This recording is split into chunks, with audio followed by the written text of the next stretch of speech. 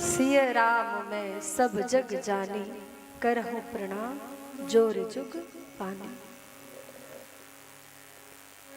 हर जीव में भगवान का अंश है, इसलिए हर जीव प्रणाम के योग्य है।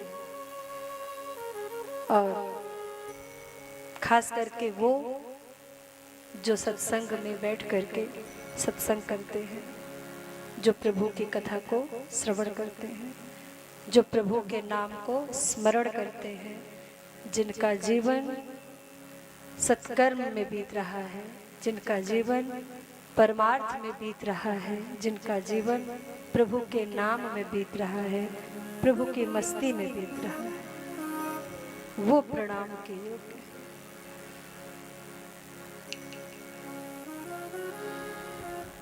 सुंदर भागवत रूपी गंगा आपके गांव में बह रही है कल से, और इस गंगा में सभी गोते लगाएं, क्योंकि बहुत सुलभ है ये गंगा। प्रयागराज में जो गंगा बह रही है ना, उससे भी ज्यादा सुलभ है, वो दुर्लभ है। उस गंगा में स्नान करने के लिए बड़ी कठिनाइयों का सामना करना पड़ता है। पहले टिकट बनवाओ, फिर गाड़ी में बैठो, फिर वहां जाओ, फिर गोते लगाओ। लेकिन भागवत रूपी गंगा के लिए आपको जाना नहीं पड़ता, बल्कि भागवत रूपी गंगा तो आपके नगर में, आपके गांव में, आपके आंगन में स्वयं चल करके आती है ना, और आई हुई है। प्रयागराज में जो गंगा नदी बह रही है, उसमें यदि आप गोते लगाते हैं तो वहां पर गोते लगाने के कुछ नियम हैं। नियम क्या है कि आपको एक सीमा में बांध दिया जाएगा कि बस यहीं तक आप जा सकते हैं। यदि कहीं आगे गए तो आप डूब जाएंगे। आप वहां पर जी भर के गोते नहीं लगा सकते, आपको बांध दिया जाएगा आप ही की सुरक्षा के लिए। आप उसके बाहर गए तो आपकी सुरक्षा खत्म। लेकिन भागवत रूपी गंगा में ऐसा है कि जितना आप डूबेंगे, जितना आप गहराई में जाएंगे, तो आप गहराई में जाएंगे, आप डूबेंगे, तो इससे आपकी सुरक्षा खत्म नहीं होती है, बल्कि इससे आपकी सुरक्षा सदा सर्वदा के लिए बन जाती है, बढ़ जाती है। आप डूबते नहीं हैं, बल्कि आपकी नैया पार लग जाती है। ऐसी गंगा है। और प्रयागराज वाले गंगा में यदि आप स्नान करते हैं, अपने पापों को धोने के लिए जाते हैं, तो आपने स्नान किया, आपका तन पवित्र हो गया, आपका मन भी पवित्र हो गया, और आपके पाप धुल गए। बिल्कुल सही बात है।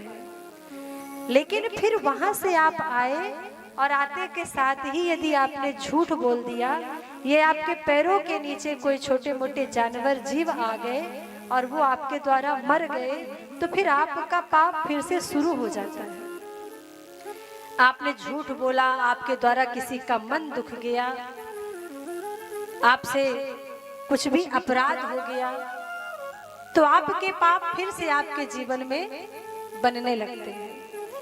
लेकिन भागवत रूपी गंगा की क्या विशेषता है कि ये गंगा हमारे पापों को तो धोती ही है, हमारे मन को पवित्र तो करती ही है, साथ में भागवत रूपी गंगा हमारे मन में पाप करने की जो प्रवृत्ति है, उस प्रवृत्ति को ही खत्म कर देती है।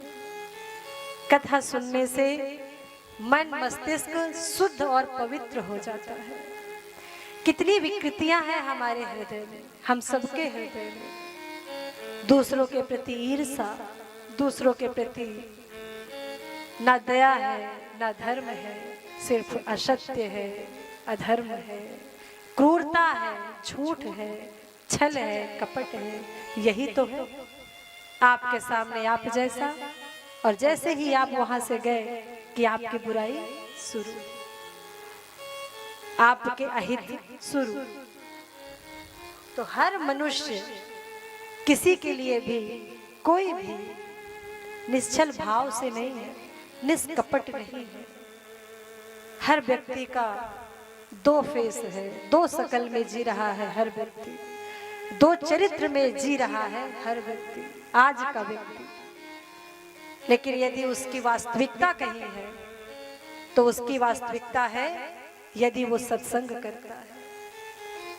कोई भी गलत कार्य करने से पहले वो एक बार नहीं 100 बार सोचेगा, क्योंकि उसका मन, उसकी मस्तिष्क सत्संग के कारण शुद्ध हो चुकी है। इसीलिए सत्संग हमारे जीवन में बहुत जरूरी है। बिगड़ते हुए समाज के स्वरूप को यदि हम बनाना चाहते हैं तो हम सत्संग करें। और हम क्या, हमारे घर पर जो बच्चे हैं हम उन्हें भी सत्संग में लाएं, उनके साथ भी घर पर बैठ करके सत्संग करें, महापुरुषों की कथा को श्रवण कराएं, ध्रुव प्रहलाद जैसे भक्तों की कथा को श्रवण कराएं, ताकि सुन करके उनका भी मन, उन्हें भी एक प्रेरणा मिल सके, उनकी भी बुद्धि, उनके भी मन में अच्छे विचार उत्पन्न हो सके, अच्छी प्रेरणा जागृत हो सके, क्योंकि विचारों से ही जीवन का स्वरूप बनता है। आप जैसे विचार करेंगे, आप जैसी सोच रखेंगे, आपके मस्तिष्क में जो चलेगा वही आप करेंगे, और जो कर्म आप करेंगे उसी कर्म के आधार पर आपके पूरे जीवन का स्वरूप तैयार होता है। इसलिए हम हमारे दैनिक कार्यों के साथ साथ आध्यात्मिक कार्यों में भी पीछे ना हटें।